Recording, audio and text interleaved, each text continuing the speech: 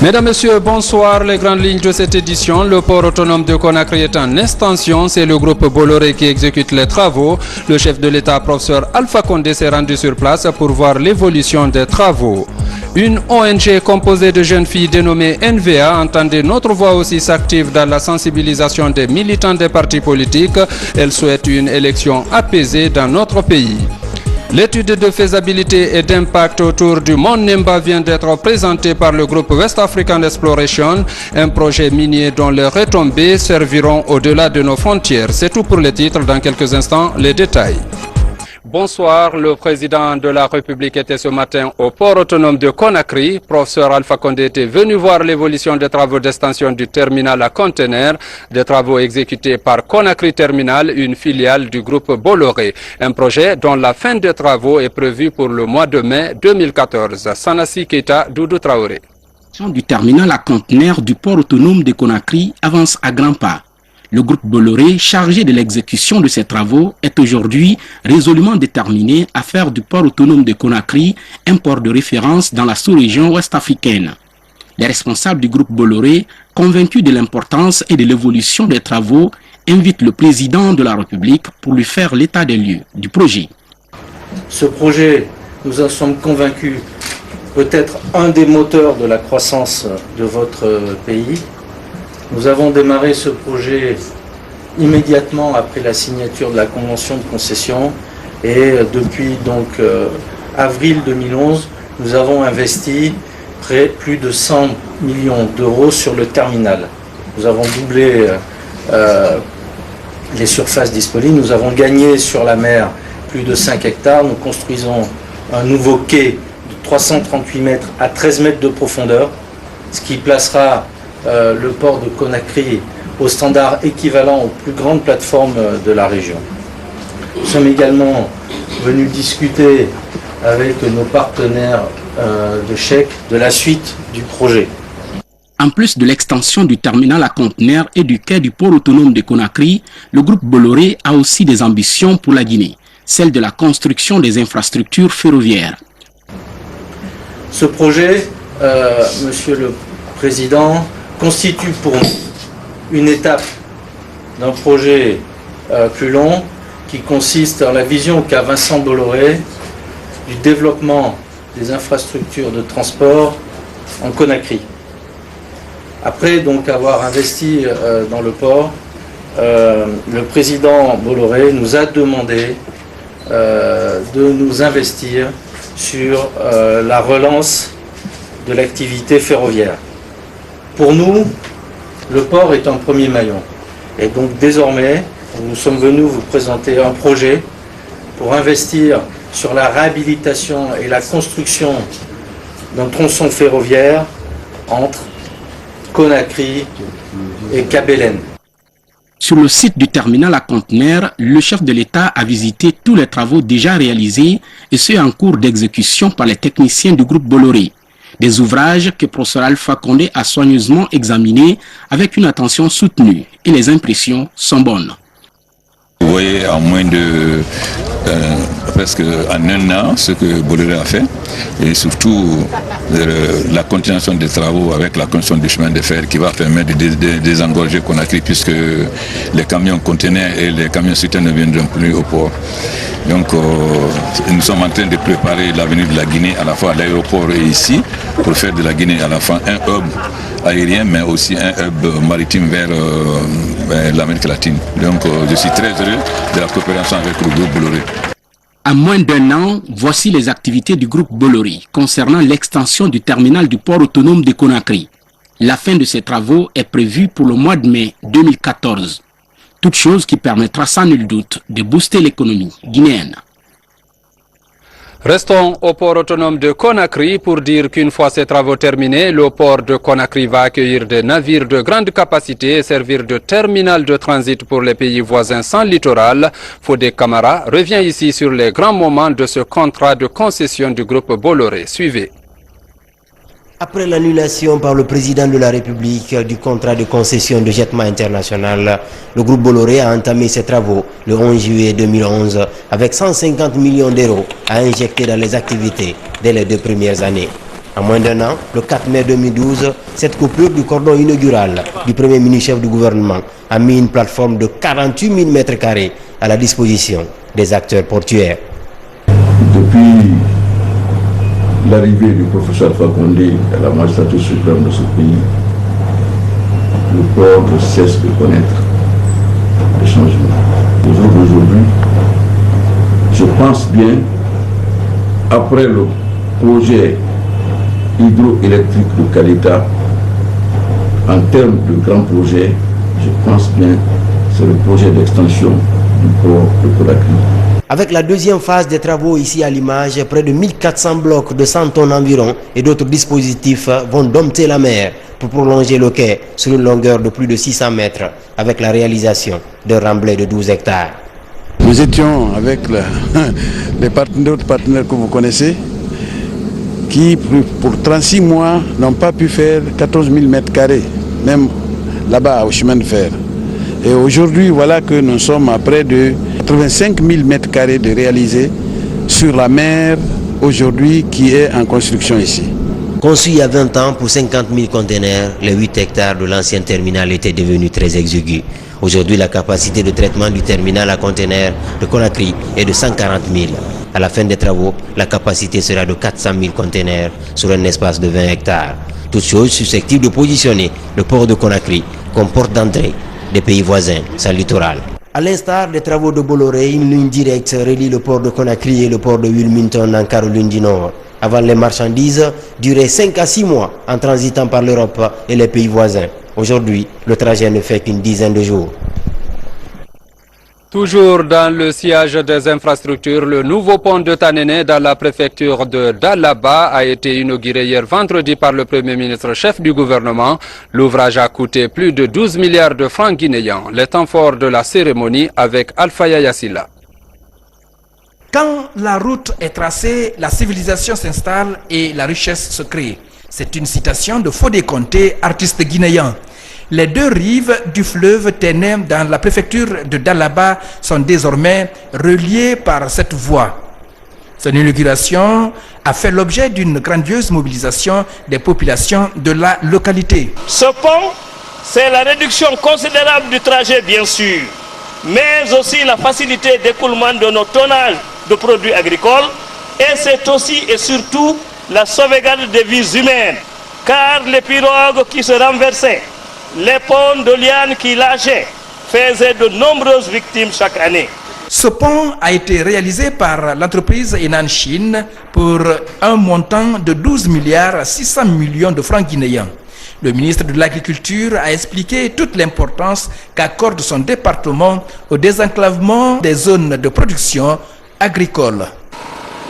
Les populations de Dalaba en particulier et de la moyenne Guinée en général peuvent se rendre compte de l'importance de cet ouvrage par le gain en distance et en temps de parcours. Aujourd'hui, il est facile de constater l'existence d'un important linéaire de pistes et d'infrastructures rurales réalisées par le ministère de l'Agriculture permettant l'accessibilité et la productivité en toutes saisons dans nos villages.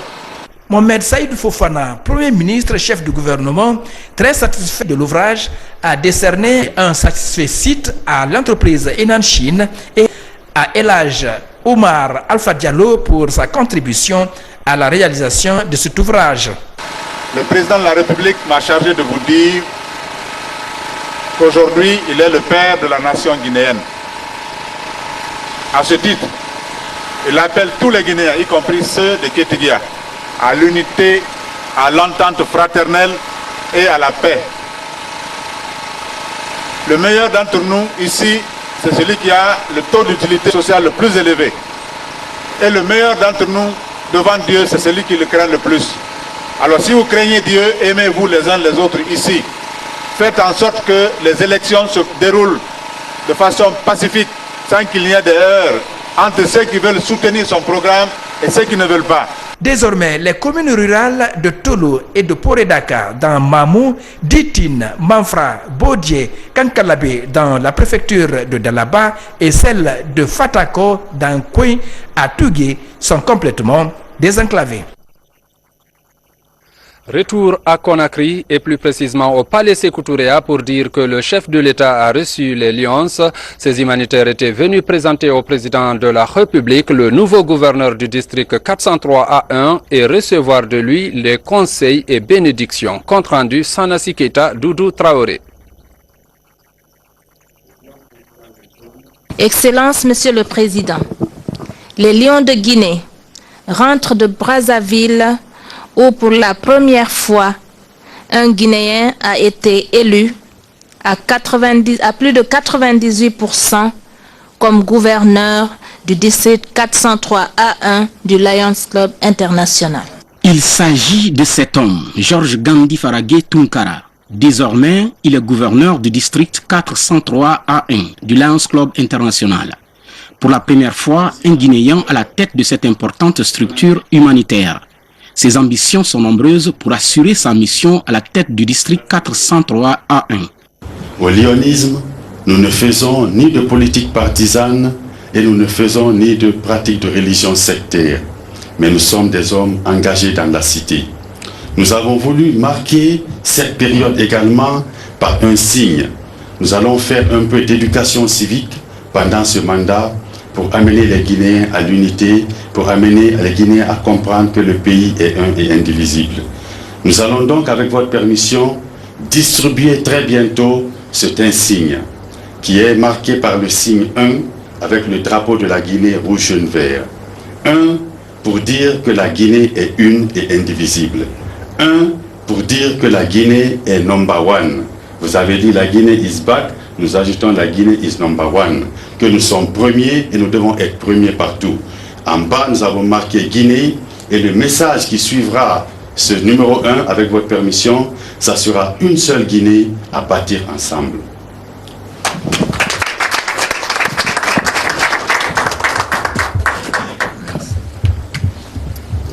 Éduquer pour aimer et servir, c'est la devise choisie cette année par le district 403A1 du Lions Club International.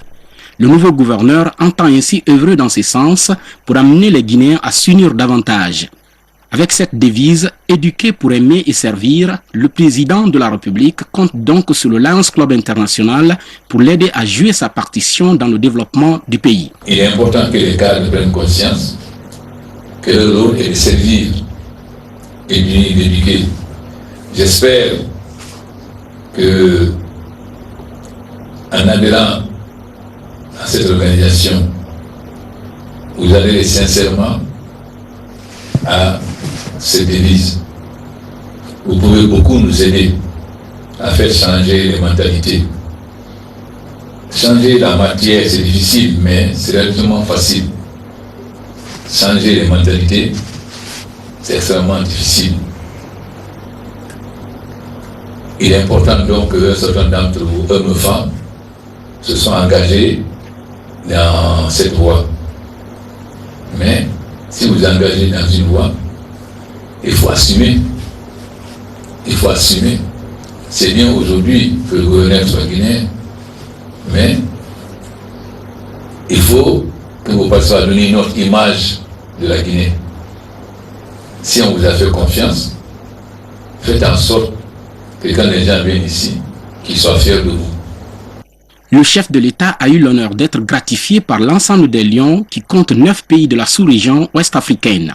Les Lions de Guinée veulent également vous honorer, vous, Monsieur le Président de la République, en vous élevant au même titre que vos pères présidents au sublime grade de compagnon de Melvin Jones, la plus haute distinction de notre association. Georges Gandhi Faragé Tunkara prend donc les rênes du district 403A1 du Lions Club International comme gouverneur pour un mandat d'1 an. Cultiver la paix et l'unité des Guinéens, tel est l'objectif de l'ONG Notre Voix aussi. La structure vient d'entamer une tournée de sensibilisation auprès des militants des partis politiques pour une élection apaisée. Thierno Ousmane Diallo. Pour une campagne sans violence, les filles de l'organisation féminine Notre Voix aussi parcourent les états-majors des partis politiques et les lieux de campagne avec des slogans d'unité nationale. Elles s'étaient déjà illustrées avant la période électorale pour leur engagement en faveur de la paix. En cette phase de l'évolution du pays, elles reviennent au devant de la scène pour sensibiliser leurs concitoyens militants de partis politiques. Il ne faut pas attendre qu'il y ait violence, qu'il y ait manifestation pour réagir. Nous pensons que lorsque l'être humain se trouve dans les conditions de joie, c'est le bon moment, c'est le moment propice pour lui faire des recommandations. Donc c'est la raison pour nous de profiter de ces moments de joie pour faire des recommandations au niveau des militants, au niveau de tout le peuple de Guinée et au niveau aussi des leaders politiques afin qu'ils nous réunissent les Guinéens autour d'un seul idéal qui n'est autre que la Guinée d'abord. Leur communication porte également sur l'après-élection. Les avocats de la paix, comme on les appelle, invitent tous les acteurs sociopolitiques à se donner la main pour éviter à la Guinée une crise post-électorale. Après ces élections, nous demandons au peuple de Guinée que c'est la Guinée qui gagnera. Donc nous demandons les uns et aux autres d'accepter les résultats. Leur action est appréciée par les militants des partis politiques qu'elles rencontrent. Tous y voient un réel motif d'espoir pendant que le pays s'apprête à tourner la page de la transition, une transition qui a duré près de 5 ans. En prélude également à ces élections, une concertation s'est tenue entre la police et la gendarmerie sur la synergie d'action à mettre en place pour sécuriser le processus électoral. Les deux corps veulent mieux sensibiliser leurs agents sur la mission qui leur est dévolue. Ça, Amara Tolno se préparent à aller aux législatives le 24 septembre prochain pour élire leurs députés. La culture de la paix et de la cohésion sociale semble une nécessité pour un scrutin apaisé. C'est pourquoi les agents des services de sécurité de la police et de la gendarmerie nationale se disent prêts à assurer leur rôle de sécurisation des personnes et de leurs biens avant, pendant et après les élections. Tout homme a une parcelle de dignité qu'il a obligation de protéger. Vous serez devant des citoyens guinéens. Chacun d'eux a en lui cette parcelle de dignité qu'il a l'obligation de protéger. Et vous, vous avez le devoir de ne pas entrer dans cette dignité parce que l'offenser dans ce droit sera une menace pour tout le monde. Le sens d'organisation que vous êtes en train d'imprimer obligerait tout élément des forces de sécurité de notre pays à se mettre le plus rapidement que possible dans les rangs dans le but d'assurer et d'assumer les missions et les attributions qui nous sont dévolues. Un engagement qui rassure le ministre des Droits de l'Homme et des Libertés publiques. Pour Khalifa Gassama Diaby, il n'y a pas de paix sans respect des lois. Il n'y aura pas de droits de l'homme sans des services de sécurité. Ceux qui s'amusent à opposer les uns aux autres se trompent. Nous avons besoin de vous. Les Guinéens ont besoin de vous pour leur garantir un environnement sécurisé. L'occasion pour le ministre des Droits de l'Homme et des Libertés publiques d'offrir les autocollants sur la paix aux agents des services de sécurité. Il est ensuite allé à la rencontre des militants de certains partis politiques en campagne électorale pour leur passer le message de la paix, de la tolérance en vue d'aboutir à une élection crédible. Parlons toujours de ces élections législatives pour dire qu'une mission d'observation électorale de l'Union européenne séjourne actuellement en Guinée pour apprécier le processus électoral en cours. Ce matin, nos reporters ont rencontré le chef adjoint de cette mission pour s'imprégner de leur méthode de travail. Compte rendu, Thierno Ousmane Diallo, Moussa Bangoura. C'est à l'intérieur de ce bâtiment à Koléa que travaille la mission d'observation électorale de l'Union européenne. Ces observateurs seront au nombre de 70 le jour du scrutin. Ils vont être appuyés par une dizaine de diplomates en poste à Conakry. On a reçu à Conakry le 27 août dernier 24 observateurs de longue durée qu'on a formés ici et qu'on a déployés le samedi 31 sur l'étendue du territoire national. Les équipes seront renforcées à partir du 18 septembre par 30 observateurs de courte durée qui seront formés encore une fois ici à Conakry par nous, l'équipe cadre, et ils seront déployés à partir du 21 septembre pour rejoindre les observateurs de longue durée et après aller encore plus en profondeur dans certaines zones qu'on est en train d'établir avec un plan de déploiement très précis qu'on vient juste de finaliser hier. Les premiers agents de cette mission sont à Conakry depuis le 22 août 2013. Sur les rapports qu'entretiennent les observateurs de la mission de l'Union européenne avec la représentation diplomatique de cette institution, le chef observateur adjoint précise. Toutes missions d'observation électorale de l'Union européenne sont des missions neutres, impartiales et surtout indépendantes. La mission d'observation électorale est indépendante tout d'abord de la délégation de l'Union européenne qui est présente ici en Guinée. Sur le plan méthodologique, notre mission va se baser uniquement sur les faits. Les rumeurs qui ne sont pas constatées par des faits, qui ne sont pas observées, ne feront jamais partie de nos observations ni de nos conclusions. La mission d'observation électorale de l'Union européenne rendra son rapport provisoire 2 jours après le scrutin. Elle va rester jusqu'à la proclamation des résultats définitifs par la Cour suprême. A rappeler que le chef de cette mission d'observation de l'Union européenne est le parlementaire roumain Cristian Preda. L'ONG Search for Common Ground offre un lot d'équipements à la radio nationale. Cet appui vise à faciliter la couverture médiatique des élections législatives. Marie-Angélique Bangora. Search for Common Ground remet un lot de matériel aux responsables de la radio nationale. Ce lot d'équipements devra faciliter la synergie des radios pour la couverture des législatives. Pendant 3 jours, la veille du vote, le jour du vote et le lendemain, 23 stations de radio rurales, plus 6 stations de radio communautaire, plus la radio privée Chérie FM, seront synchronisées avec la radiodiffusion nationale. Les législatives du 24 septembre 2013 pourront ainsi se dérouler dans de bonnes conditions. En plus du gouvernement, les partenaires mettent des bouchées doubles pour l'amélioration des conditions de travail des agents concernés. Ce n'est pas la première fois qu'on octroie aussi du matériel à la radio nationale. Et donc, je crois que ce ne sera pas la dernière fois. Donc, au fur et à mesure que le besoin se fera sentir, nous allons faire le mieux pour aboutir à nos objectifs.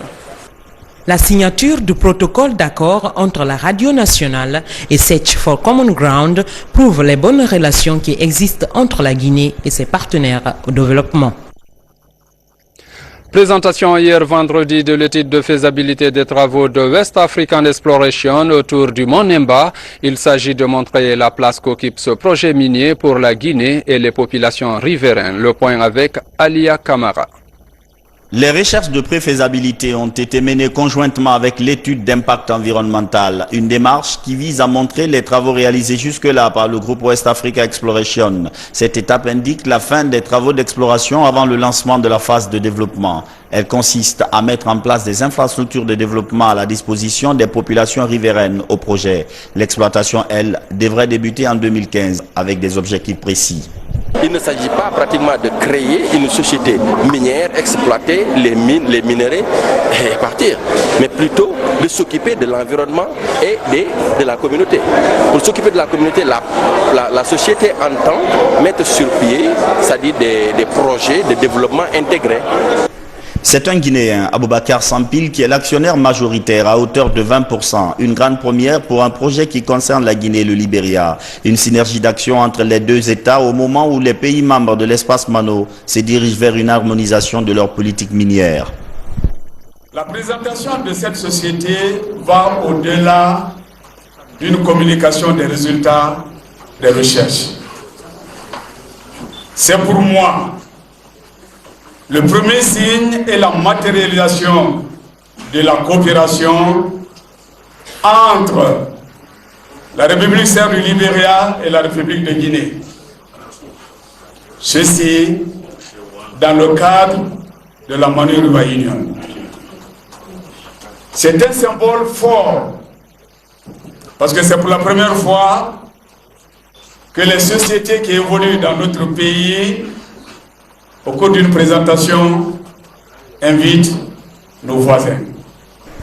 Lorsque la phase d'exploitation débutera, ce sera avec un chiffre à long terme de 10 millions de tonnes de fer par an. Le groupe prévoit la réalisation de 60 km de chemins de fer pour connecter la Guinée et le Libéria dans l'acheminement des minerais de fer, ce qui devrait entraîner la création d'emplois, soit plus de 1500 emplois directs et des milliers d'emplois indirects. Les femmes marieuses de Zérékoré ont désormais un camion frigorifique. C'est un don du chef de l'État. Il vient améliorer les conditions de travail des femmes de la dite préfecture. La remise officielle avec notre reporter Mamadou Alpha Baldé. Frigorifique pour les femmes marieuses de Zérékoré. Ces femmes de la deuxième ville la plus peuplée de Guinée ne disposaient pas de camion frigorifique.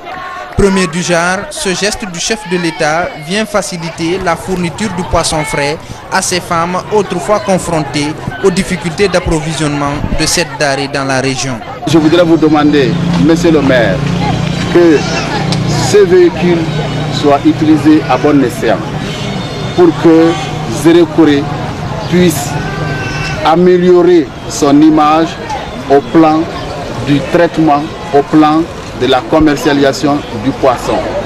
Retenez que nous sommes loin de Conakry, donc ce n'est pas facile de conserver le poisson. Mais puisque nous avons maintenant la possibilité de conserver notre poisson, il faudrait que cet outil soit utilisé à bon escient. Nous, les femmes marieuses, nous sommes très contentes. Désormais, nous n'aurons plus de difficultés pour avoir du bon poisson et de le revendre aux populations. Vraiment, nous disons merci au président Alpha Condé. Les femmes marieuses de Zali, satisfaites du geste de professeur Alpha Condé, promettent d'en faire bon usage. Avec une capacité de 15 tonnes, ce camion frigorifique pourrait favoriser l'approvisionnement régulier en poissons dans la capitale de la région forestière. Restons dans ce même volet pour dire que la pêche artisanale est l'un des plus gros pourvoyeurs d'emplois pour les jeunes et femmes de Guinée. Malheureusement, ce secteur est confronté à des difficultés d'acquisition du matériel de pêche et autres intrants.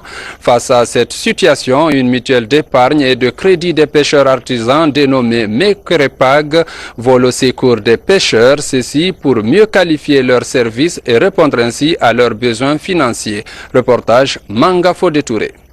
L'absence des crédits adaptés à la pêche artisanale de Guinée agit négativement sur la production et le revenu des acteurs du secteur. Saouri Souma est pêcheur artisan à Koya. Après plus de 30 ans d'activité, il reçoit pour la première fois un moteur hors bord pour améliorer son activité et accroître son revenu. Deux autres pêcheurs du port de Boulbiné et de Téminetaï ont également bénéficié de l'attention de la mutuelle d'épargne et de crédit des pêcheurs artisans de Guinée qui leur a octroyé des moteurs en crédit bail. Je suis très content aujourd'hui. Ça fait plus de 30 ans que je rame pour pêcher du poisson et Mekrepag me sort de ce calvaire. En 6 ans d'activité, Mekrepag s'impose comme un acteur incontournable du développement de la pêche artisanale en Guinée. La mutuelle accorde des crédits bail aux acteurs de la pêche, offre des services d'épargne pour la gestion rationnelle des retombées de leurs activités quotidiennes. Cette opération est rendue possible grâce au partenariat de Mekrepag et d'Ecobank Guinée qui a mis à disposition une enveloppe de 500 millions de francs guinéens pour l'achat de 20 moteurs hors bord. La mission de Mekrepag, c'est d'offrir des services financiers de proximité. Et nous avons mis en place divers types de crédits. Mais on s'est rendu compte que pour que cette femme transformatrice, fumeuse de poisson, puisse transformer ce poisson, il faut que le pêcheur puisse avoir une grande production. Avoir une grande production de qualité, il faut aller en haute mer.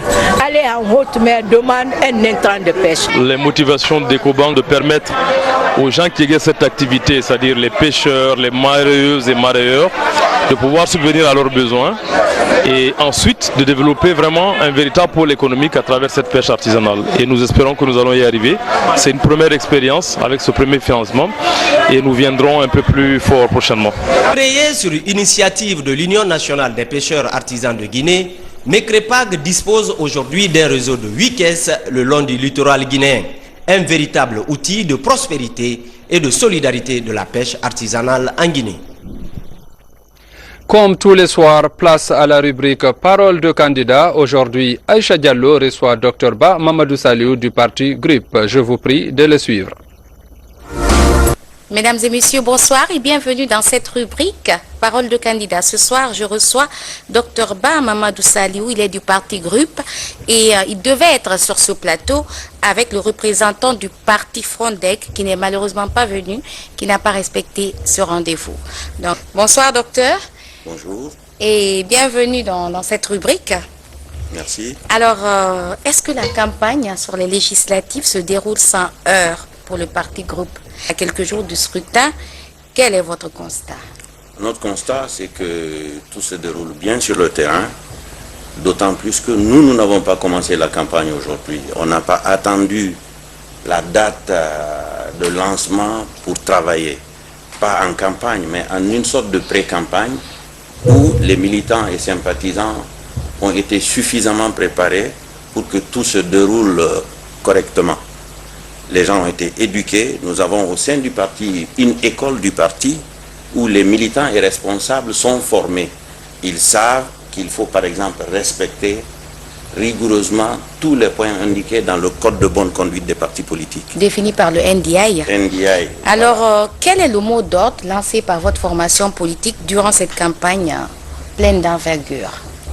Discipline. Discipline. Discipline en suivant les principes que sont la vérité, rien que la vérité. Mais encore. Qu'est-ce que nous nous disons? Vous voulez avoir une assemblée nationale. C'est un peu comme le CILI national. Tous les partis constituent les éléments de ligue pour le championnat et la coupe. Tous les joueurs jouent et au peuple qui représente la commission de sélection de constituer une équipe composée de 114 joueurs. Donc à lui de choisir les bons joueurs. Et ces joueurs doivent avoir quoi pour sortir la Guinée de ses problèmes? Une vision globale de la situation socio-économique inspirée de nos réalités et des possibilités de la Guinée. Et réalisable. Mais nous sommes dans un monde planétaire, dans un village planétaire, un monde globalisé. C'est pourquoi il faut avoir une vision globale. Cette vision globale, inspirée de nos réalités et de nos possibilités, nous permet, en utilisant des stratégies fines et appropriées, des actions efficientes, d'aller tout doucement vers l'objectif de démocratie et de bien-être pour ce pays. Quelles sont les différentes circonscriptions dans lesquelles évolue votre parti politique, dans lesquelles vous battez campagne? Bien, très tôt, nous nous sommes dit qu'un seul doigt, l'index, ne sert qu'à indiquer une direction. Quand c'est tous les doigts, ça peut appréhender. Et c'est pourquoi on a fait alliance avec des partis. Le GRD, l'UNED, le PRR. Ainsi, nous sommes dans 8 circonscriptions. Le groupe lui-même, Azérekore, Lola, Massanta, Beila, ça fait bien 5 ans. Et le GRD à Bofa, l'UNED à Koubia et à Dalaba. Alors, une fois à l'hémicycle, une fois élu député, puisque vous êtes candidat, comment comptez-vous renforcer le pouvoir du législatif? Faire en sorte que le Parlement soit une institution forte dans ce 3e millénaire plein de défis. Je veux parler du Parlement guinéen, évidemment. Bien. Le Parlement, c'est le lieu où on parle. Le Parlement... Maintenant, vous, votre stratégie, vous n'avez que 2 minutes 30. Oui, notre stratégie, c'est quoi? C'est de changer de méthode de travail. Il y a plein de lois votées, il y a plein de compétences, il faut changer la méthode de travail. Qu'on arrête de nous faire croire que ce Parlement va contrôler un régime ou se trouverait dans un régime parlementaire. Parce que j'ai l'impression que c'est ce qui se dégage dans les déclarations de beaucoup de candidats. Ce régime, comme l'a consacré la Constitution guinéenne, est un régime présidentiel. Le Parlement est une condition nécessaire, mais pas suffisante pour asseoir la démocratie. Il faut qu'on le sache et qu'on sache que l'autre pilier, qui est la justice, tant qu'elle ne la soutient pas, on ne l'aide pas à avoir son indépendance, nous n'avons qu'à voter des lois. Les trois pouvoirs. Voilà, l'exécutif, le législatif et le judiciaire. Docteur Ba Mamadou Saliou, merci d'être passé dans la rubrique Parole de candidat et d'avoir répondu à mes questions. Merci beaucoup. Tout le plaisir a été pour moi de partager ce plateau avec vous. Mesdames et messieurs, nous sommes arrivés au terme de cet entretien. Je vous remercie de votre bien aimable attention. Au revoir et à très vite. Merci. Merci beaucoup. Mesdames, Messieurs, c'est tout pour ce journal. Merci à vous qui nous suivez en France et partout ailleurs dans le monde. Passez un agréable moment en compagnie des programmes de la RTG.